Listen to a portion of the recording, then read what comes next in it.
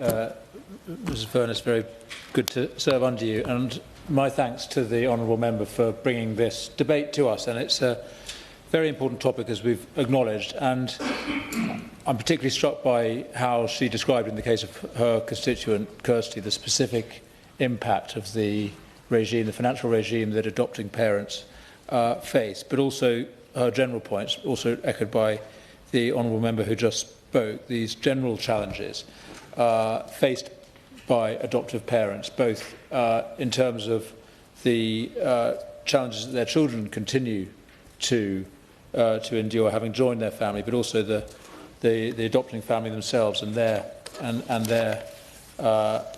own birth children.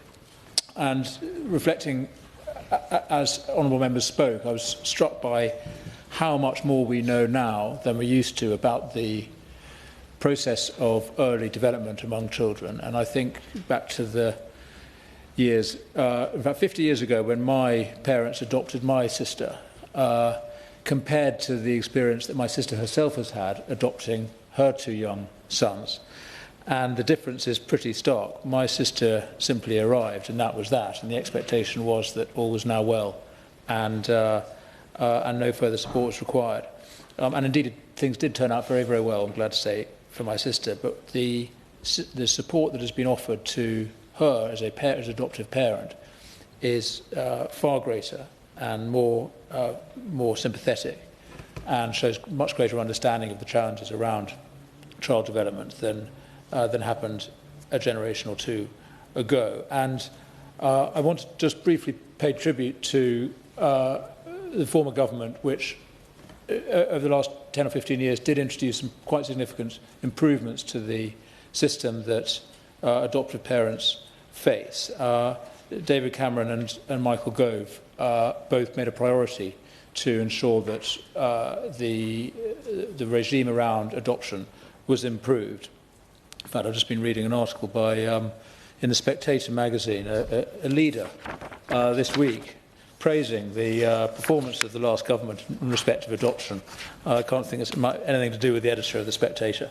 But Michael Gove does deserve credit, I think, for the work that was done in the introduction of adoption leave, the pupil premium and the additional pupil premium that's available for adopted children, the priority in school admissions. And then latterly, and I pay tribute to my former colleague David Johnston, the Children's Minister in the last Parliament, who introduced the Adoption Support Fund, which the Honourable Member just mentioned.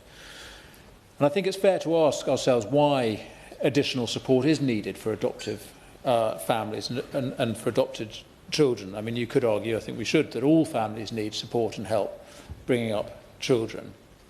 But the fact is, and as we've heard from honourable members, adoption is obviously, and one hopes, and almost always is, the destination after a long journey of disruption for a young child. And it's a wonderful thing that a settled life is now available to that child. But as we've heard, the challenge is not over when the child arrives in their new family. And we know from experience in all of our constituencies, I think, of how much adoptive families have to work to ensure that their children are properly supported. And it's worth noting that the expectation has been, and I'm afraid still somewhat applies, despite the reforms that I just mentioned, that for fostering families, support continues after the placement. And the expectation is that those children in that family are going to need ongoing support. But in the case of adoption, I think the expectation remains that rather as with a new child born into the family, they are almost exclusively now the responsibility of the adoptive parents, and that support from the outside is not so necessary. And yet it so is necessary. And we all recognise, and I'm grateful for the opportunity to add my voice to what we've heard about the enormous benefits that adoptive parents bring to our society as a whole in, frankly, rescuing many, many children who face years ahead of them of potentially neglect or abuse if they'd remained where they were, or simply of inadequate care and upbringing if they remained in the care system. And I think particularly of friends of mine who or former colleagues of mine 25 years ago adopted quadruplet boys in their age 2 who had been removed from a disgracefully, appallingly abusive family and placed with this family. And though it was very, very challenging for that family and for those 4 boys over the course of their childhood, they've all grown up well, they're all doing well, and their parents are rightly proud of them. And I think of the likely trajectory that those children would have been on if this family had not stepped forward to look after them. 4 boys having experienced extreme abuse in their early years.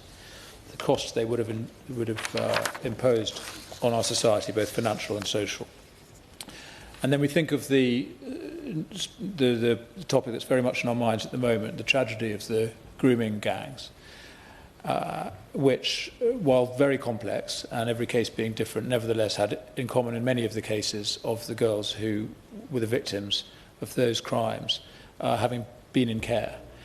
And the clear obligation on us, I think, as a society, and something that the last government and this government both have asserted, is that we need to have more children leaving the care system and gaining the stability and support of a loving family. So that means more fostering, and we all need to do more, I think, to promote the opportunities of fostering and help people become foster parents. More adopting, as we've been discussing, and other ways in which we can support children to grow up in the stability of stable families. So I support all these initiatives, foster to adopt. Homes for Good was mentioned, a tremendous project. Also want to acknowledge the work of kinship carers, a really important part of the sort of, as it were, the economy of care, again, thanks largely to David Johnson in the last Parliament, can get significantly more support than they did. I think we need to go further and ensure that they too can access this sort of support around statutory pay and parental leave. We need more support for everybody who is permanently supporting and permanently parenting children in their families. And as the Honourable Lady mentioned, there is clearly an anomaly for adoptive parents, particularly for self-employed parents who can't get the statutory adoption pay, who, unlike self-employed birth parents, don't get the equivalent of maternity pay. And as she said, there are opportunities for local authorities to provide discretionary support, but most people are unaware of that, and it is indeed discretionary. I'm not sure that it shouldn't be discretionary. I think there is an important debate to be had about the degrees to which we ring-fence finance and impose obligations on local authorities. But there clearly does need to be far greater awareness and encouragement, awareness among the public of the support that is available, and encouragement for local authorities to fulfil their responsibilities to adoptive parents. I think we need a better funding arrangement altogether for local government to take on board and be able to fulfil its social responsibilities. But most of all, we need to recognise how much families themselves are the essential welfare system in our society. And the more that we can do to ensure that they can provide that responsibility and fulfil the important work that they do in respect of these children who so desperately need the love of a supportive family, the better. And I acknowledge the government wants to do that, and I look forward to hearing what the Minister will do in future. Thank you.